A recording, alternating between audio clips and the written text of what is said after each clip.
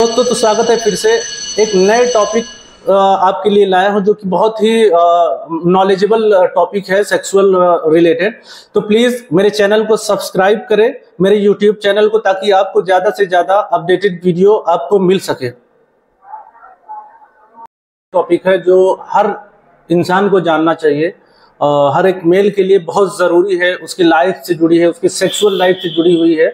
तो ये erectile dysfunction के बारे में। इरेक्टाइल डिसफंक्शन बेसिकली होता क्या है? ऐसे पुरुष जो कि संभोग नहीं कर पाते, सेक्स नहीं कर पाते और उनके गुप्तांग में, उनकी पेनिस में तनाव नहीं आता है, इरेक्शन नहीं आता है, जिसकी वजह से वो सेक्स नहीं कर पाते हैं, तो उसको हम लोग, उस डिजीज को इरेक्टाइल डिसफंक्शन बोलते हैं। ये दो तरीके से होता है बेसिकली, एक साइकोलॉजिकल होता है और एक ऑर्गेनिक होता है।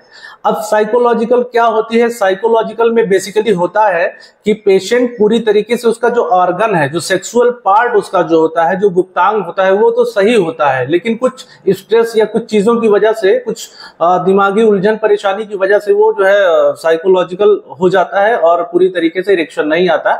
और ऑर्गेनिक में क्या होता है? पेनिस के अंदर वेसल्स का रप्चर हो जाना, उसके स्पंज में जो कैवर्नोसा कार्पोरा है उसमें कुछ प्रॉब्लम हो जाना, या किसी भी तरीके की जो हार्मोनल वगैरह उसकी वजह से होता है, तो ये ऑर्गेनिक में जोड़ा जाता है। ठीक है, तो साइकोलॉजिकल में आइए देखते हैं क्या होता है और कैसे होता है, कैसे डिफरेंशिएट करेंगे। साइकोलॉजिकल में होता क्या है? ये अचानक से हो जाता है पेशेंट को, जैसे कल तक पेशेंट सही था, अचानक से इरेक्शन आना बंद हो गया, तो ये एक साइकोलॉजिकल फैक्टर होने की वजह से होता है।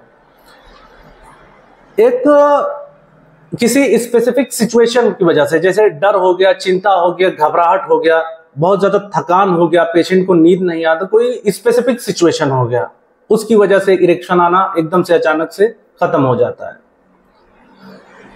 रात में ये नॉर्मल रहता है, यानी जब पेशेंट सोता है तो इरेक्शन, पेनिस में तनाव भरपूर रहता है। सुबह सो के उठता है तो पेनिस में तनाव भरपूर रहता है, लेकिन जैसे जैसे वो नींद से बाहर आता है इरेक्शन खत्म होते जाता है। तो ये साइकोलॉजिकल हो गया, यानी जब नींद के मुद्रा में रहेगा तो इरेक्शन भरपूर रहेगा, तनाव रहेगा पेनिस में, लिंग में, लेकिन जैसे ही वो होश में रहेगा या जगेगा वैसे वैसे इरेक्शन वो प्रॉपर आएगा नहीं। उसकी वजह से पेशेंट का जो कॉन्फिडेंस है वो काफी कम हो जाता है और पेशेंट भयभीत हो जाता है, डर जाता है। ऑर्गेनिक में क्या होता है? ऑर्गेनिक में कैसे पता करेंगे कि ऑर्गेनिक में कैसे होता है?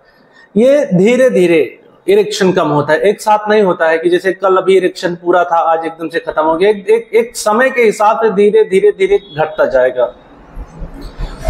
कॉन्सिस्टेंटली प्रेजेंट रहेगा। तो होता क्या है? ये नहीं कि रात में इरेक्शन आया, सुबह में नहीं आया, मॉर्निंग में आया, रात में नहीं आया, ये लगातार एक ही जैसा पोजीशन रहेगा। यानी जो grade pay first, second, third grade तक इरेक्शन होता है, तो जो ग्रेड पे इरेक्शन या तनाव रहेगा वही हमेशा उसका बना रहेगा, कम ज्यादा नहीं होगा। और जो थर्ड होता है वो मॉर्निंग में या नाइट में इरेक्शन पूरी तरीके से नहीं आएगा, एकदम हार्ड फर्स्ट ग्रेड पर नहीं आएगा, बल्कि जैसे रेगुलर रहता है, रेगुलर बेस पर ही वैसे ही रहने वाला होता है। ठीक है, अब आइए देखते हैं कौन कौन सी दवाओं की वजह से लिबिडो, सेक्स करने की जो चाहत होती है वो कम हो जाती है और पेशेंट इरेक्टाइल डिसफंक्शन की तरफ जाने लगता है। पहला नंबर हो गया बीटा ब्लॉकर दवा। बीटा ब्लॉकर में होता क्या है? जैसे ये हार्ट रेट को कम करने वाली दवा होती है, जो कि घबराहट, एंजाइटी, पाल्पिटेशन और ब्लड प्रेशर को कम करने के लिए, हार्ट के रेट को कम करने के लिए इस्तेमाल किया जाता है। इससे ब्लड सर्कुलेशन वेसल्स पेनिस की तरफ स्लो हो जाता है, जैसे कि प्रोप्रेनोलॉल, एटिनोलॉल, और ये दवाएं जो भी बीटा ब्लॉकर की होती है, मेटोप्रोलॉल, ये दवाएं हो गई।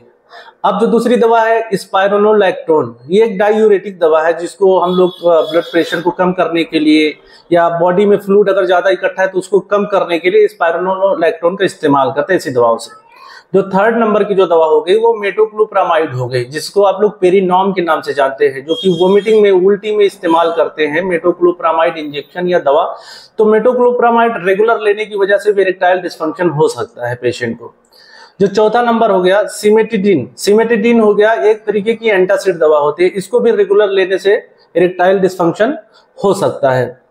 जो नेक्स्ट आता है ओपिएट्स एडिक्शन, जैसे ऐसी दवा जो कि थोड़ी सी नशीली हो सकती है, दर्द के लिए इस्तेमाल की जाती है, अगर रेगुलर लेने की वजह से जो न्यूरोट्रांसमीटर होता है, नर्व का जो ट्रांसमिशन होता है वो कम हो जाता है, और चूंकि न्यूरोट्रांसमीटर नर्व्स पूरी तरीके से काम नहीं करते हैं तो पेशेंट जो है पूरी तरीके से होश में नहीं रहता, इसलिए इरेक्शन बराबर नहीं होता है, तो धीरे धीरे इरेक्टाइल डिस्फंक्शन की तरफ जाने लगता है।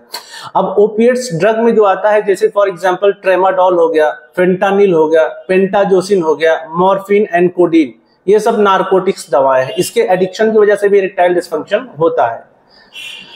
ब्यूटाइरोफेनोन, ये एक टिपिकल एंटीसाइकोटिक दवा होती है ब्यूटाइरोफेनोन, जो इसकी स्किज़ोफ्रेनिया एंड साइकोसिस जैसी बीमारी में या हेलुसिनेशन और डेल्यूजन जैसी बीमारी में जो टिपिकल एंटीसाइकोटिक होती है, ऐसी दवाओं को रेगुलर इस्तेमाल करने से इरेक्टाइल डिस्फंक्शन हो सकता है।